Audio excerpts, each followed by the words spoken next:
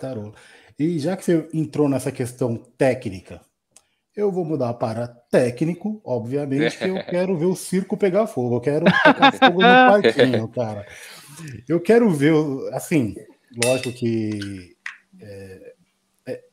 são profissionais, um pergunta, o outro responde, e todo mundo quer obter o melhor resultado possível na sua área de atuação.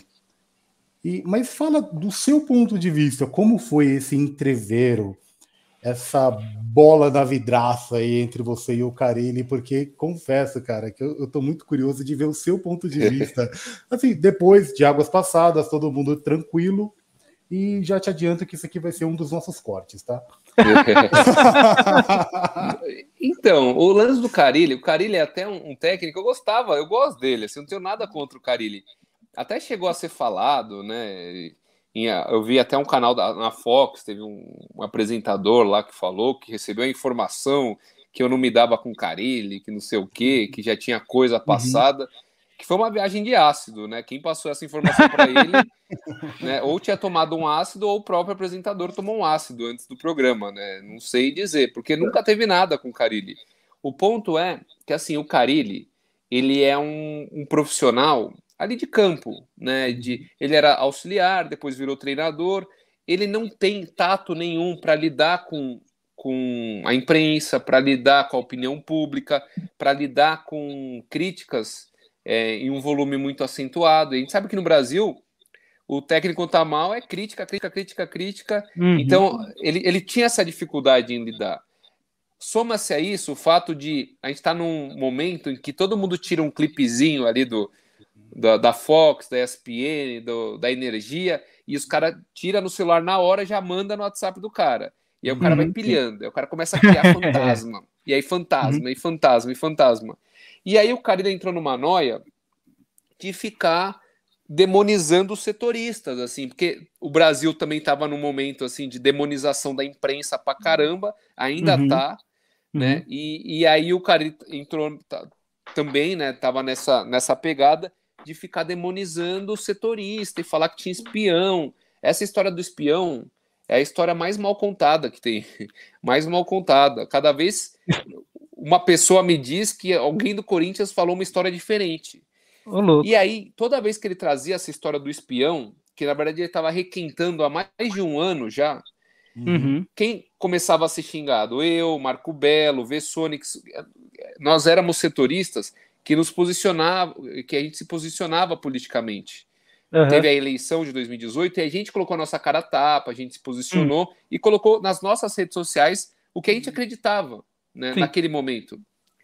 E aí, uma parte mais reacionária dos torcedores do Corinthians pegava aquilo lá que o Carille falava e começava a atacar a gente, usava aquilo como justificativa para ficar sempre atacava e ameaçava e falava e não sei o quê, e pedia a demissão, pedia a cabeça. E toda vez o Carille vinha com essa história.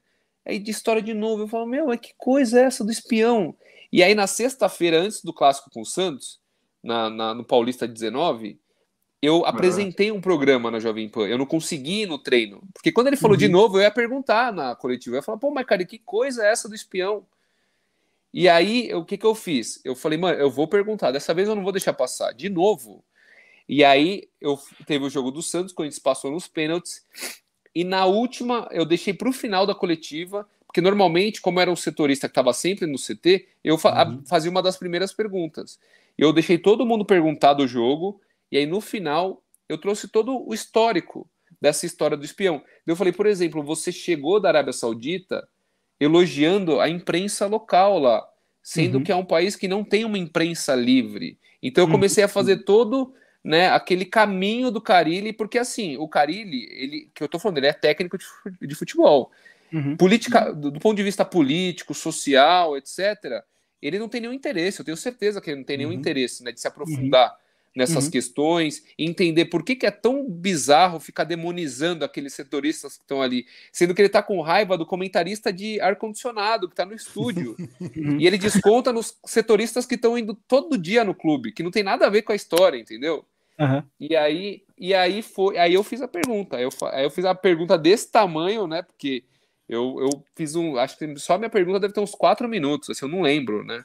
E aí ele respondeu, só que eu já tinha falado pro assessor dele. Eu tinha esculachado já.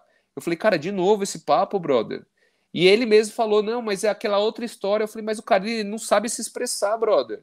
Vocês têm que vir e explicar que ele tá falando aquela história lá atrás, do Paulista de 2018, um jogo contra não sei quem, sabe? Que não tem nada a ver. A história já começa meio bizarra, porque um técnico de um time do interior chegou para ele e falou assim, bem que me falaram que o time do Corinthians era bom de cabeça. E aí aquilo criou um fantasma no Carille, sendo que todos os gols do Corinthians do campeonato praticamente eram de cabeça.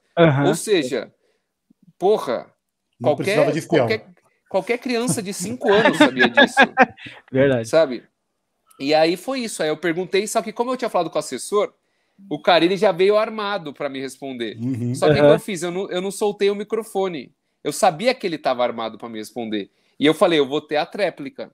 E aí, quando eu dei a tréplica, que ele não esperava, e essa ele já não esperava, e aí ele começou a me acusar. Ah, por quê? Você é o espião? A carapuça serviu? Aí eu fiquei puto, né? Porque ele, em tese, ele sabe quem é o pseudo-espião, que é uma viagem, porque eu sei, me falaram depois já de 2 que poderiam ser esse espião.